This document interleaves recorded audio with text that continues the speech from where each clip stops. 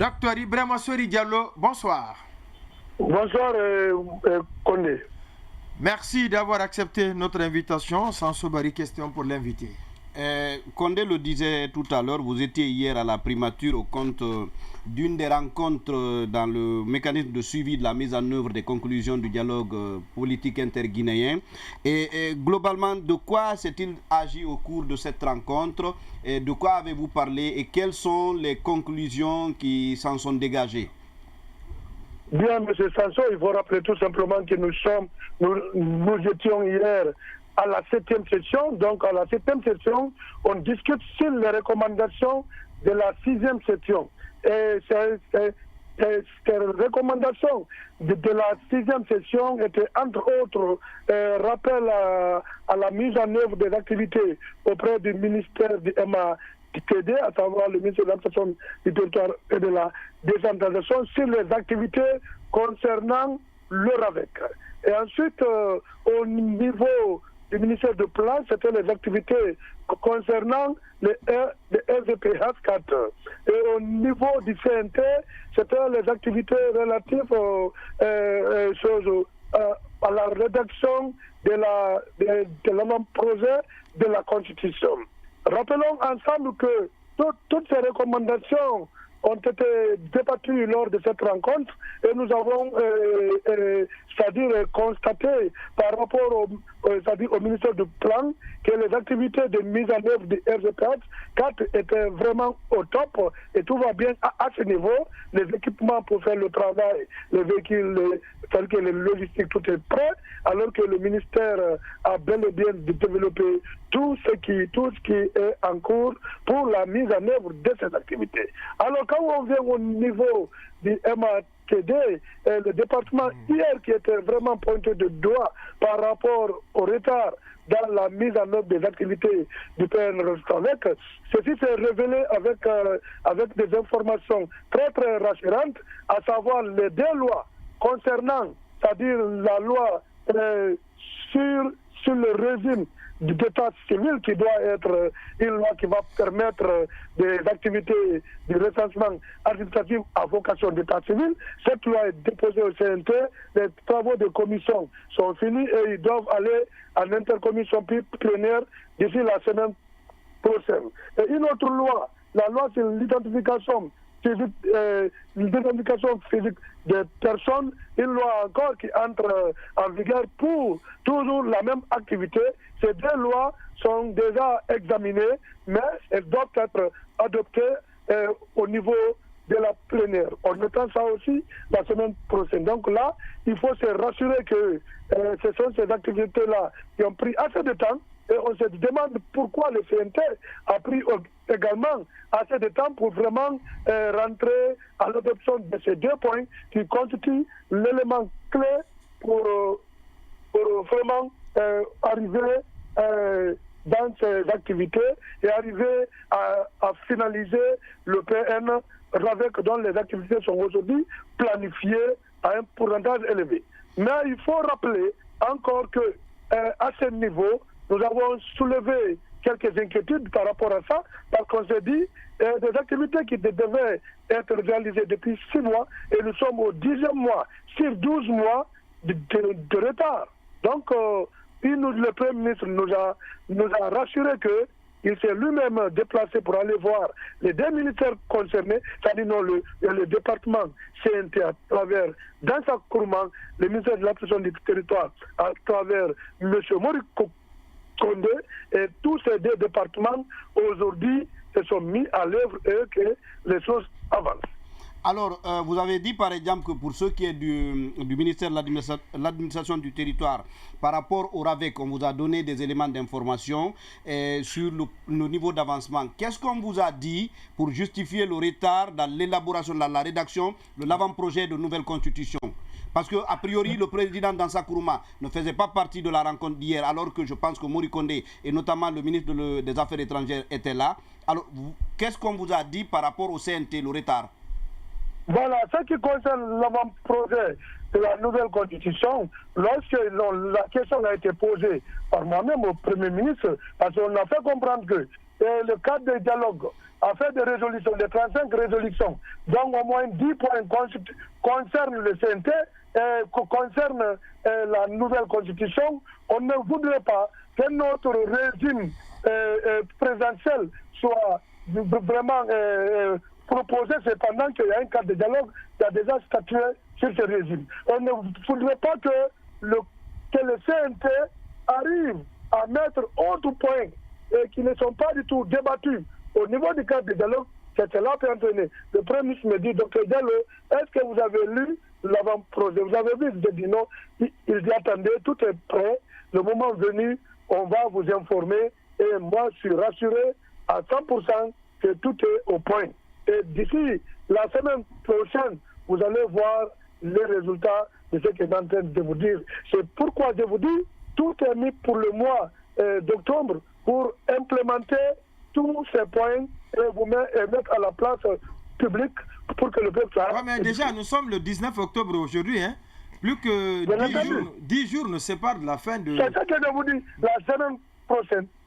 Ok, docteur Diallo, à vous écouter donc le RGPH, les choses, les choses, non, justement le RGPH, les choses ont tellement avancé, les équipements sont là, comme vous l'avez dit, c'est à merveille, sauf que effectivement ça ne rentre pas dans le cadre du retour à l'ordre constitutionnel, ouais. Mais pour le RAVEC, pour le MATD, vous dites que le seul élément d'information, c'est la question des avant-projets de loi, question qu'on savait déjà depuis à peu près 1 ou 2 mois que ça devait partir au CNT. Mais à part ça, quelle autre activité a été faite? Parce que normalement, le fichier électoral devrait aussi être rendu disponible sur les points de recensement, les équipements. Bref, à part ces deux avant-projets, quelle autre activité a été menée dans ce sens pour le RAVEC? Il faut rappeler que les tablettes, les 30 000 tablettes qui devaient, c'est-à-dire être disponibilisées pour faire l'opération de recensement, ces tablettes, il y a eu déjà 10 000. Donc il faut rappeler que les 20 000 autres seront disponibles. Et d'ailleurs, il y a une entreprise qui a été sommée par rapport à tout pour que désormais qu'on ait même l'usine de fabrication de ces tablettes ici, pour ne pas aller... J'espère qu'on ne va pas attendre l'usine pour les 20 Donc c'est pour dire que nous avons eu ces informations à travers le ministère, ces documents sont déjà disponibles. Et encore, l'identification, c'est-à-dire des sites, l'identification des personnes, c'est-à-dire des personnes qui doivent être formées, cette programmation aussi a été lancée et je pense que d'ici que les 2 lois soient votées, le ministère de l'Administration du territoire doit nous situer bien entendu sur cette question. Concrètement, il y a 35 résolutions après le dialogue qui ont sanctionné, j'allais dire, le dialogue interguinéen. Quelles sont celles qui sont appliquées aujourd'hui sur le terrain?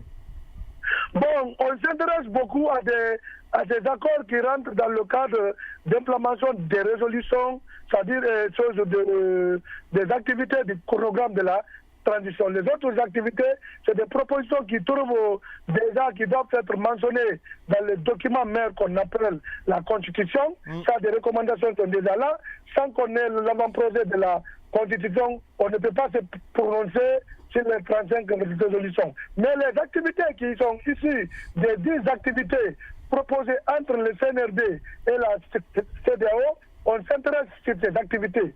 Quelqu'un a dit tout à l'heure, le RGPH 4 ne fait pas partir, c'est-à-dire du chronogramme de la transition, mais c'est une composante. Non, je n'ai pas dit chronogramme de la transition. Je dis bien pour le retour à l'ordre constitutionnel. Ça n'a pas de lien. Non. Quand je vous dis le chronogramme, c'est bien entendu cela. Parce que le RGPH 4 ne fait pas partir des activités qui, pour le respect du chronogramme de la transition. C'est bel et bien la question. Et vous avez raison de le soulever, de la soulever du moins. Mais rappelons tout simplement que le recensement général de la population et de l'habitat, c'est une composante des activités, des 10 activités qui doivent couvrir le retour à l'ordre constitutionnel. Mais il n'empiétine pas sur la durée de la transition. D'accord. Alors, pendant ce temps, il y a le doute qui s'installe par rapport au glissement. est-ce que vous avez évoqué ce sujet avec le Premier ministre? Et en clair, est-ce que vous êtes rassuré quant au respect donc, du compromis dynamique? Je n'ai pas compris votre question.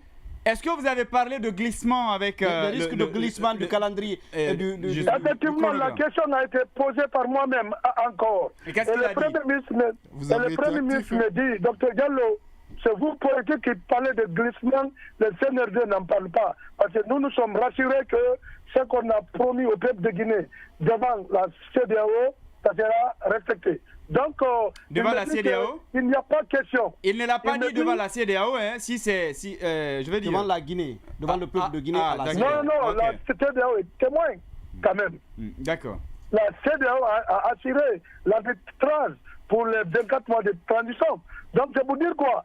Il m'a rassuré qu'il n'y aura pas de glissement jusqu'à preuve contraire et qu'ils ne sont pas en retard aussi. Donc, nous restons parce que nous avons demandé par rapport aux activités, c'est-à-dire au niveau du MATD, à ce qui concerne le chronogramme, c'est-à-dire électoral. Ce chronogramme électoral, on avance, les politiques, la société civile ne sont pas impliqués. Il me dit qu'on attendait toujours que l'avant-projet de la Constitution pour mettre tous les acteurs concernés, mettre ce qu'on a appelé l'observatoire électoral. Donc vous avez eu la confirmation que la semaine prochaine, ce document va être disponible de la part du Premier ministre, c'est ça? Effectivement, d'ici la semaine prochaine, ces documentations dont je viens de citer seront disponibles. Il faut se rassurer de ça, parce que le CNT travaille arrache-pied sur la question. Allez-y. Docteur Ibrahim Sori, vous avez tout à l'heure parlant du régime qui devrait être adopté dans la nouvelle constitution, vous avez dit que vous ne voudriez pas qu'on vous amène encore un régime présidentialiste. Est-ce qu'on vous avait garanti que les résolutions du dialogue s'imposeraient notamment au CNT dans le cadre de l'élaboration de la nouvelle constitution? Mais c'est pourquoi le dialogue, c'est pour créer un compromis dynamique. Oui. En même temps, il n'est pas ressorti aussi du dialogue que, par exemple, on veut aller vers un régime parlementaire, parce que ce n'est pas sorti explicitement. Non, on a dit un régime présidentiel. Il n'est pas un régime présidentialiste. Non, nous sommes tous d'accord que ce qu'on a dit au niveau du cadre du dialogue, parce que le CNT était représenté, le CNRD est représenté, toutes les composantes sociopolitiques étaient représentées. Mais le référendum qui devrait adopter cette nouvelle constitution sera plus souverain que le dialogue dont vous parlez. C'est clair. Vous n'avez pas bien compris? Non, le référendum au cours duquel cette nouvelle constitution devait être proposée devrait être plus souverain et même plus souverain que le dialogue qui se réunit ici, non? Non, c'est pas ça. Quand on rédige, quand on fait un dialogue, on prend des corporations, on met ensemble pour qu'on réfléchisse pour une proposition de constitution, c'est au peuple d'adopter ou de rejeter. Docteur Ibrahim Sori Diallo, membre du comité de suivi du dialogue interguinéen, merci à vous d'être passé dans cette émission. Merci, c'est moi qui vous remercie. Allez, bonne soirée. Je pense que c'est une désolation à entendre Dr Diallo. Je me pose deux questions. Qu'est-ce que l'opinion a retenu? Quel est le changement qu'il y a eu jusqu'à convoquer cette septième round? Ouais. Je pense qu'il a agi mais le comité se rencontre une fois par mois. Il a agi en tant que bon correspondant. C'est comme si c'était un reporter, c'était un journaliste qui a été déployé. Parce que c'est quelqu'un qui n'a trouvé, qui se contentait. Mais il n'était pas seul. Il n'était pas seul. Non, il y avait Bouya Konaté, il y avait les facilitatrices, il y avait Moussa Iboun Konté également. Donc c'est comme s'ils sont venus à l'information. C'est des gens qui ont la nostalgie de se retrouver autour ou avec les cadres. Je pense qu'ils font partie des mots de la Guinée, ces acteurs. Et je me demande parce que quand il parle de représentativité de l'ensemble, mais lui il a quel statut pour parler de représentativité dans ce pays? Vous savez, c'est ce même manque de considération qu'il y a eu au temps de Alpha Condé. On s'est encombré de menus fretins pour aller autour de la table de dialogue. Finalement, vous avez vu, on a exclu les accords, les grands acteurs politiques autour de la table, et ça nous a conduit où? Je pense qu'on doit être sérieux. Et nous, médias, est-ce que c'est de leur faute? Qu'est-ce qui a été? Non, c'est pas de leur faute. Signe qu'il y a des gens en ligne. La faute à nous, les médias, qui tendons le micro à des gens qui ne représentent absolument rien dans ce pays. on doit imposer la dictature dans les médias parce que l'opinion aussi. L'important de nous médias, l'important, on a une responsabilité très élevée dans la société. Alors il ne faut pas faire de l'exclusion aussi, et il faut faire la diversité d'opinion. Les petits doivent devenir grands. Donc voilà, il y a une question d'équité aussi. Tout le monde a droit à la parole. Tout le monde a droit à la parole. Sur le risque de glissement, je ne m'attends pas à ce que ceux qui se sont réunis hier soulèvent suffisamment la question parce qu'a priori, ils sont prédisposés à accepter. Ah bon? Non. Pour quelle raison, sans Sobari? Vous savez que... Ils se sont contentés de tout. C'est les amis. C'est les amis de la transition, là. C'est les amis qui se sont réunis hier autour de ça. Ils ne se battront pas pour le retour. Non. Il y a des gens qui, une fois... Oui, mais Ibrahim Sori était déjà député. Une fois certains arguments mis en avant, ils peuvent l'accepter. Et puis moi, je dis aussi qu'il faut interroger la pertinence de ces rencontres-là. C'est une fois par mois. Oui, non, je le dis parce que... Parce que je n'ai pas l'impression que les gens se réunissent essentiellement pour le contenu, pour les discussions à l'intérieur. Un autre participant à la rencontre, par exemple, m'apprend que les primes qui sont versées à l'occasion de ces sessions-là seraient de 10 millions par participant. Voilà. Ça veut dire que si... quelqu'un qui travaille toute la journée ne perçoit pas ce montant, alors que là, tout le mois, j'allais dire, il ne perçoit pas ce montant en Guinée. Eux, ils se réunissent pour une simple rencontre dont le contenu ne restera jamais dans l'histoire. Chacun perçoit 10 millions. On comprend bien pourquoi il pourrait être disposé à laisser couler la transition.